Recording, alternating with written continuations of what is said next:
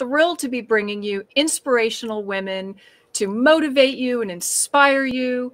My name is Lee Hayes. I'm your host. And today I have the amazing actress, Kathy Garver. I'm so excited to have her. Welcome, Kathy. Thank you very much. So a little bit about your background. So Kathy is most fondly remembered as her starring role as Cissy in the long-running CBS international TV hit Family Affair. She is an award-winning actress who has also garnered critical acclaim in movies, stage, radio, and voiceover animation and audiobook narration.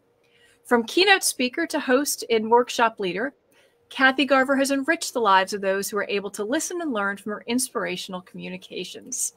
What a fabulous, rich life you've had, I see, on stage and books and animation. Many people I know, I've heard you referred to as a child star, but I think in my book, you are an actress who happened to start as a child.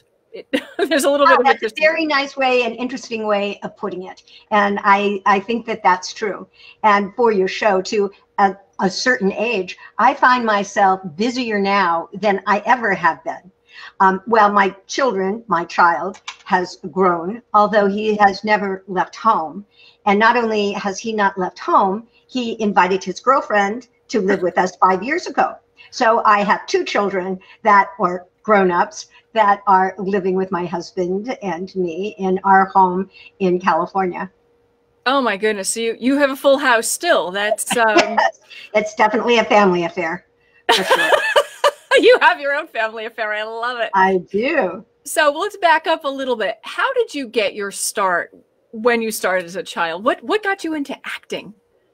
Well, I had started at 3 years old, singing and dancing at the Meglin Studios in Hollywood. Now, the Meglin Studios was where Shirley Temple was discovered.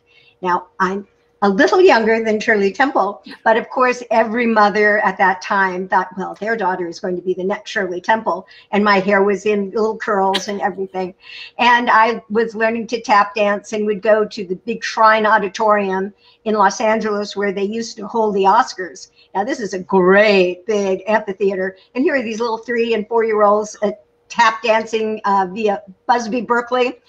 If there are women of a certain age that remember, or historians about Busby Berkeley, they would take like one dancer and then make it look like there were 100 dancers, just a technique that he had. But so I started then learning to sing and dance. And then, well, this is kind of a long story, so I'll just cut to the chase. And I got an agent when I was about 7 or 8 years old. And one of the first things that I did was the 10 Commandments, the great big epic, and they were looking for extras. And so my agent set me on the part and I got it. And so I remember one of the first scenes that I was doing, and I was in a little carriage going during the Exodus scene. And all of a sudden I hear, "Don't let that little girl's face get in the camera." And I said, "Oh dear, who is that? Is that God?" We were shooting the 10 Commandments, not the silent version, but so I met him and he wrote scenes to me within the movie with Charlton Heston. Wow. He was wanting to do that, you know, with these great big epics just to make them more relatable and more emotional to the audiences. So that kind of started me off, and in a big way. My next film was The Night of the Hunter. So I went from holy to horror. That it starred Robert Mitchum and Lillian Gish and Shelley Winters and Peter Graves. It was a fabulous cast. And it was a little bit ahead of its time.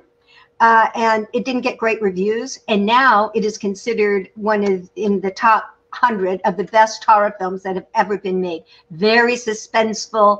They had a like German impressionistic kind of film technique, and it's really marvelous and very scary.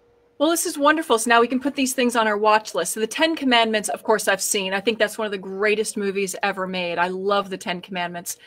But now I see I have another one to put in my horror genre. That's right. That's right. Fabulous. And then how did you cross from film into television?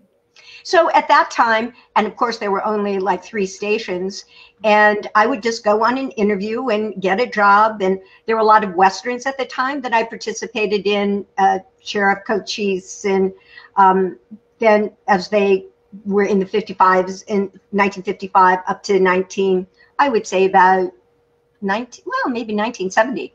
So I was in Death Valley Days and Big Valley, and I guest starred on a lot of things. I had a regular part in a television show called This Is Alice, and did variety shows. So that just continued. And then I started UCLA, and with the same agent I had ever since I was 7. And one day she says, okay, we've got an interview for you to go on, and they're already starting to shoot the pilot. We've got to be there this afternoon. And the thing is, they want a blonde, and you have to be 15. Now, here I am, UCLA. I actually was in my 3rd year. I had dark hair. This happened later in life, my blondness.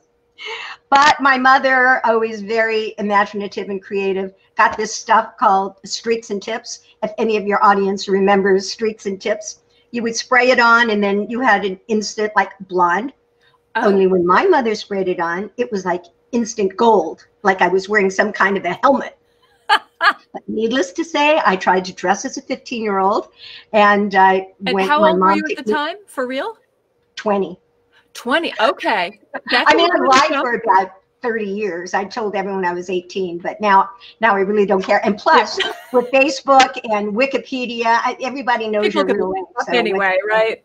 And I'd rather have someone say, oh, you look pretty good for that age, instead of, whoa, she didn't age very well. So the truth now comes out. But I was 20. And so I met with Ed Hartman. Oh, and I'll tell you something about that later. But I met Ed Hartman, who was the creator producer, and we were chatting and getting along fine. Then he says, what's the matter with your hair? And I said, my hair. And he said, yes, it's turning green. I said, oh, ha, ha, ha. It must be the light or something. But it broke the ice. We got along great. And then, well, I was sent to Max Factor's in Hollywood, which is now the beautiful Hollywood Museum. But yes. I had got this. Have you? Well, that's where we were for the Oscars. All right, I have to show it. Give me 1 second, because I brought this along. I have. Look, there we are at the Oscars at the Hollywood Museum. I just had to show that. It's one of my favorites. I have this picture in my office now. I love it. It's a great picture, and it's a wonderful museum.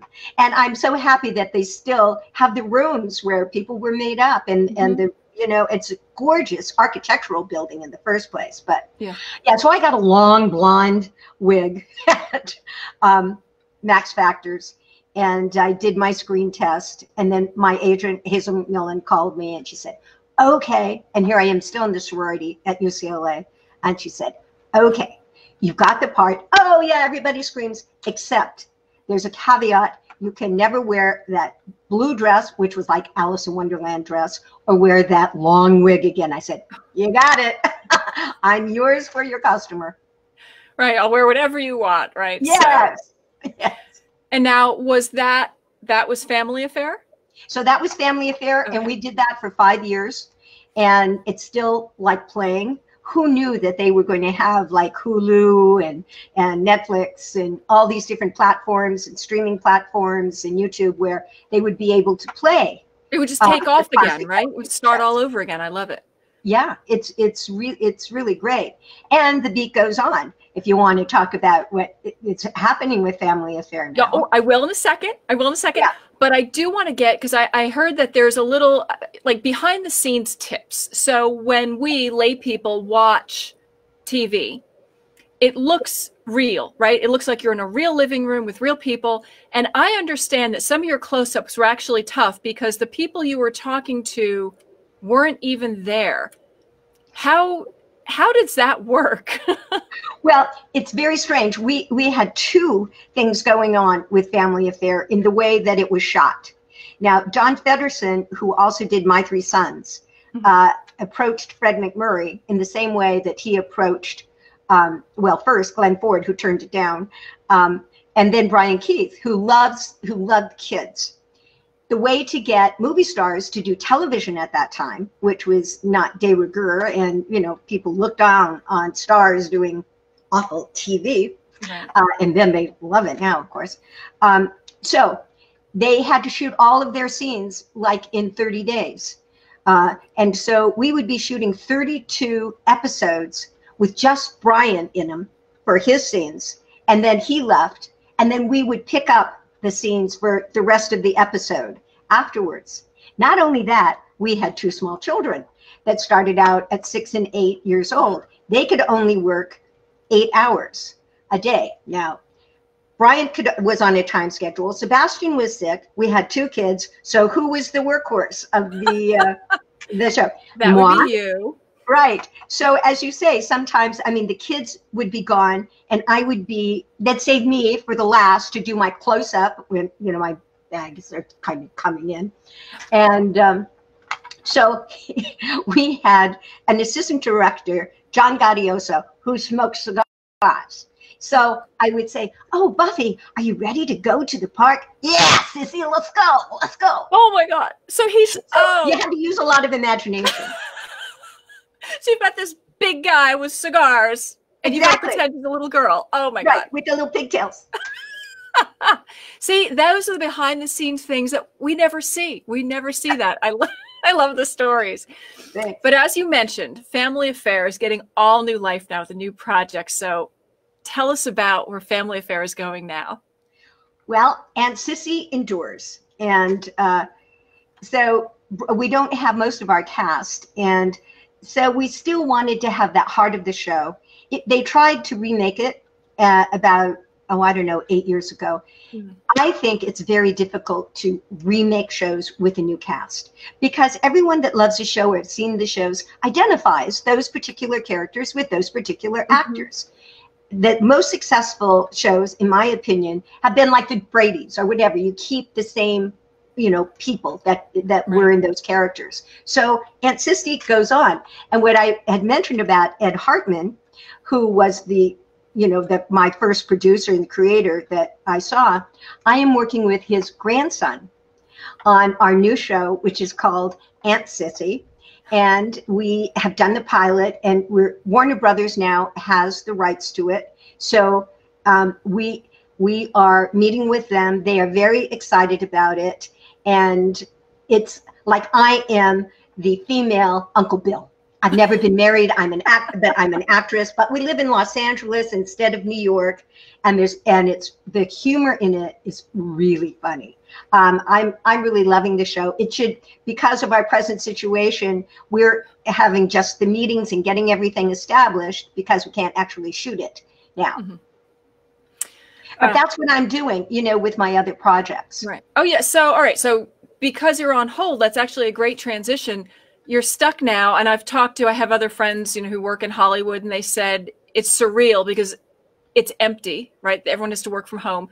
How are you coping? I don't usually talk about current events. I like to just talk about inspiration, but I think you are inspiring in that you are using this time so usefully. So now that we're in the middle of being quarantined, right? California's stay at home. What are you doing? What are your other projects, and how are you coping with this time at home? Well, as like your other friends, I do feel like I'm in a sci-fi movie, but I work at home a lot anyway. I live in a canyon, but this has just been, I hate to say it, a boon for me because I am working on various projects. One of my projects is TV dinners, and we were to shoot that in May. But what this has allowed us to do is to get our website together. We are putting up our Facebook page. We are assembling the products that we are going to have that go along with TV dinners. We've, gotten our trademarks. All these things take time. And in a way, because one can focus and not be distracted by, oh, should I go on that interview? Oh, I've got to get my hair done. Well, what are my nails? I do my own nails now. I do my own hair. Looks fabulous. Well, thank you. So, I think that everybody has talents, and I think that you discover new talents every day. Mm-hmm. And I love to cook, but I didn't know I could cook this particular dish. So it was a wonderful time to take the time to learn how to do it. And I'm also writing another book. And so that gives me a lot of time. It's going to go along with TV dinners. So can you tell us, can you give us a hint as to what TV dinners is all about? What is the premise? What's it about? TV dinners is a talk show with classic stars.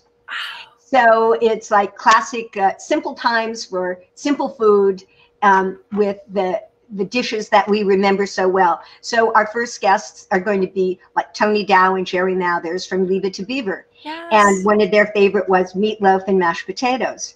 Well, my 29-year-old son is a wonderful cook and vegetarian. So we're taking meatloaf and mashed potatoes, and he's going to make like, a tofu loaf with riced cauliflower. How to make, healthy foods from some of our classic dishes that can still be a comfort food. Mm-hmm. So that's we start out in the kitchen, and we kind of renew their lives, and we have the dishes that we're cooking.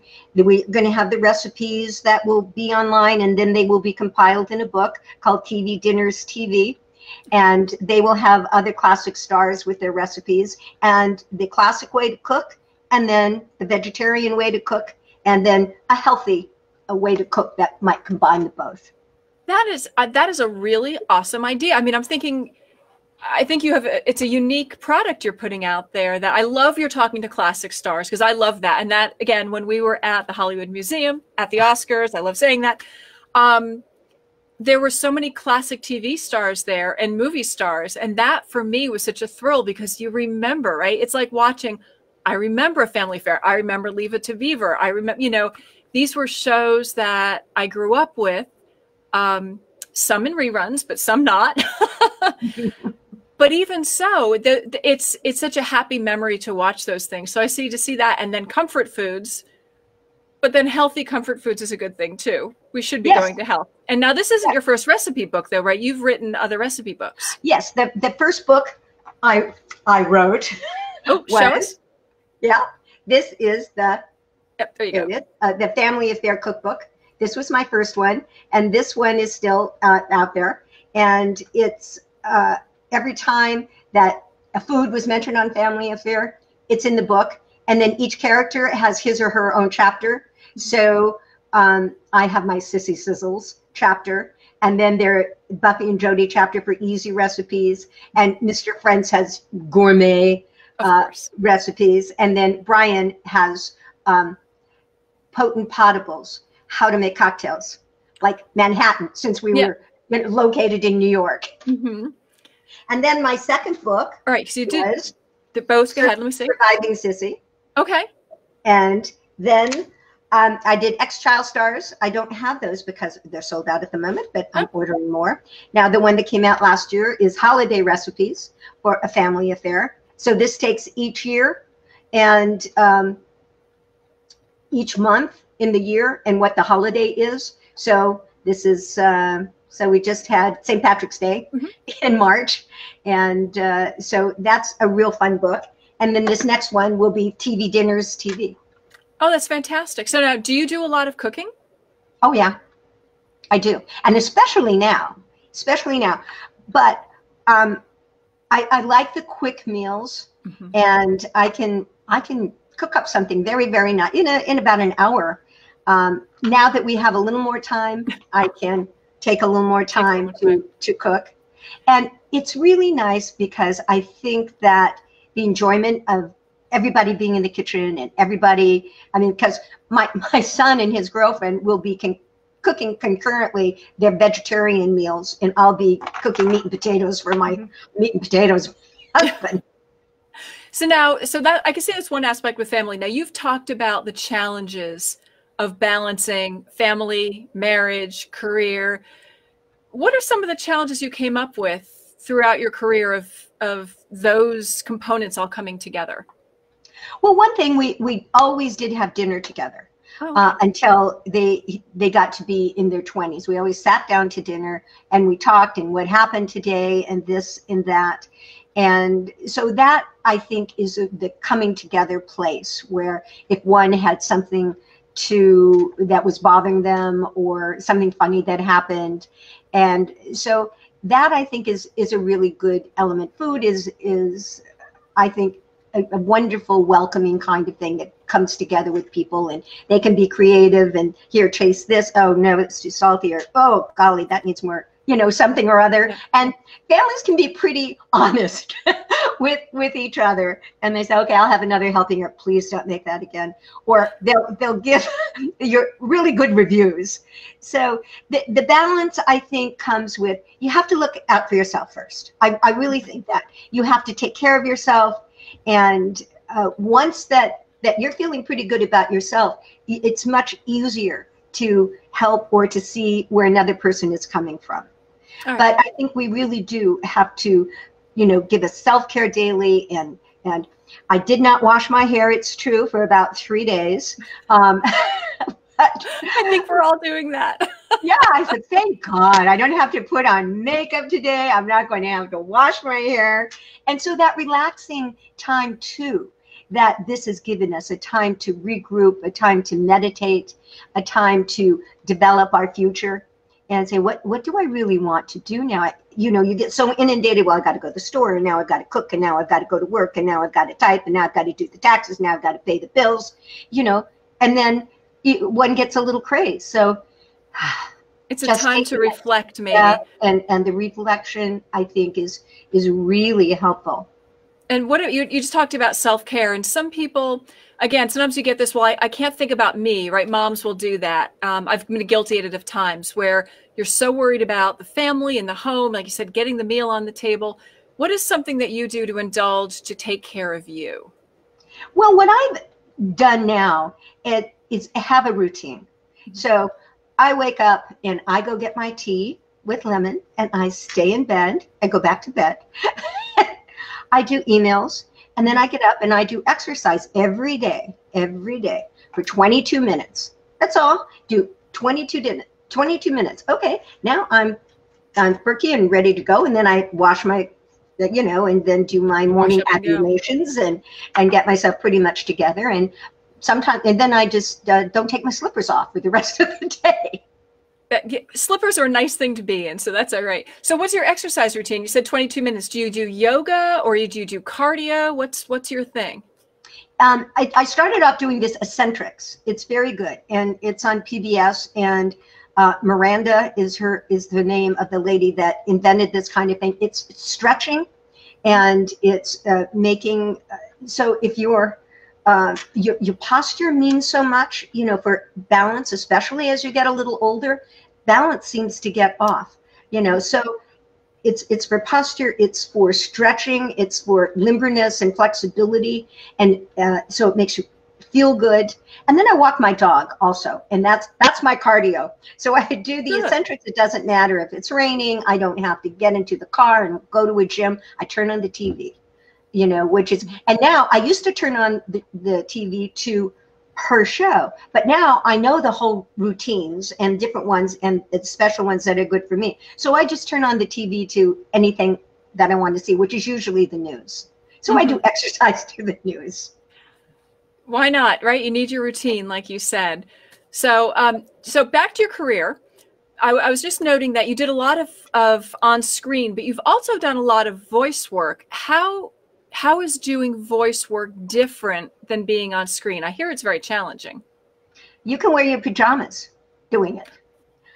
Most people, no hair, no makeup. Yeah. Most people that are successful in the voiceover business have their own little studios. I have a little studio set up. And so you do it from home. And you do interviews from home. They would like perhaps you to give you some copy. And so you read the copy and you record it, and you just send it over the waves, over the Ethernet with an MP3. They listen to it. They choose who they want. Then you either go into their studios, or you can just do it from your own studio. I recorded over 70 audiobooks, and I've won 4 Audis for my work. And Audi, that's like an Oscar, Lee. Only it's for the recording industry. I have to tell you, I was not recording a book, but I was directing Amy Tan, the author, and her book, Saving Fish from Drowning. So we were nominated for this Audi, and then we won. And so I called her and I said, isn't this great? Amy, we won an Audi. And she said, yeah, but when they first called, I thought I'd won a car. No cars, but I've got some crystal awards around here. So similar, but no. No, not the same. Little smaller. Doesn't require gas. Oh my God. Oh, that's so funny. Yeah. But I hear you've also been a superhero. I have. I played and originated the voice of Firestar in Spider-Man and His Amazing Friends with Dan Gilvezan, who was our Spider-Man, and Frank Welker, who has done, I can't even tell you how many voices and how many shows, from dogs and cats to zebras to old men, whatever. It's fun doing voiceovers. It is a little competitive, but yeah, it's lots of fun. I did that, and then I was in Chuck Norris Karate Commandos as Pepper, and Dixie and Dixie Donna, and I've done a lot of video games, and then yeah, with a very evil creature. Yeah. Nuts. You got to be a little nuts to do Hey, this. you've got to be, but it seems that you just keep inventing yourself, which is what I try to talk about on a certain age, is that you don't just get to a certain point and go, I'm done, right? I've done whatever I could do. It sounds like you just keep finding new and exciting things. So you have TV dinners coming up, and you have On Cissy coming up. Is there anything else you haven't done yet in life that you still want to do, like a new... I just wanted, on my bucket list was to take a river cruise, which is set up in June. So we'll see if that is going to still go on, but that's definitely on my bucket list. But like in my book, Surviving Cissy, I say, like, well, what are you going to do after the series? So then I went to London, and I went to the Royal Academy of Dramatic Art, and I came back and I did tons of stage plays. Then when the stage plays weren't coming, I said, well, what will I do now? Oh, okay, voiceover. What's that? Okay, so then I started doing voiceover, and I said, oh, because, if you were an independent contractor, you're not paid a salary from 9 to 5, so you have to invent things. So then I became a teacher, and I taught voiceover and how to develop characters and do ADR, which is audio replacement, dialogue replacement. We probably don't have time, but it's in post-production. Okay. When you're producing a TV film or a film, and you have a scene, and it's in a restaurant, and you are focused on the two people, but then you have all the extras who cannot say anything. Mm-hmm. But that would look pretty silly if you're, recording the dialogue for these two main characters, and you have all these people that are silent. Right. So after they film it in post-production, they have what is called a loop group or ADR, and you have a group of people that replace the dialogue. So then they mix it together, and it looks like the people are talking. So he says, oh, excuse me, waitress, or, well, now, what are you doing during this COVID time? You were not supposed to be at a restaurant, I says, well, yes, I sneaked out, or whatever. They improvise the dialogue given the situation. So anyway, I teach how to do that. It's, it's like it's like being an actor. You get paid as an actor does. So anyway, and then I started writing. I said, well, I'm not doing some voiceovers right now. Well, I'll fill the time now. I'm going to write. So then I'm going to speak, and I have a whole presentation that I do on ex-child stars. Where are they now?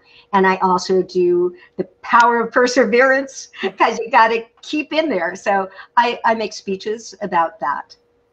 Fantastic. Well, thank you so much for joining me today. We're coming to the end of our time. I wish we could go for another half hour, but thank you for inspiring the audience, because again, as a woman of a certain age, it helps to look at people like you who've just blossomed and been more successful with every passing year. So thank you so much. And we can't wait to see Aunt Cissy on TV, and I can't wait to see TV. I'm especially looking forward to the TV dinners. I think that just sounds like comfort viewing. Is that possible? That's a great way to look at it. Yeah, comfort viewing. And all your audiences, they all have talents. Just call in your talents. You'll find a new one every day. Absolutely. Thanks so much. Bye-bye. Stay well. Thank you.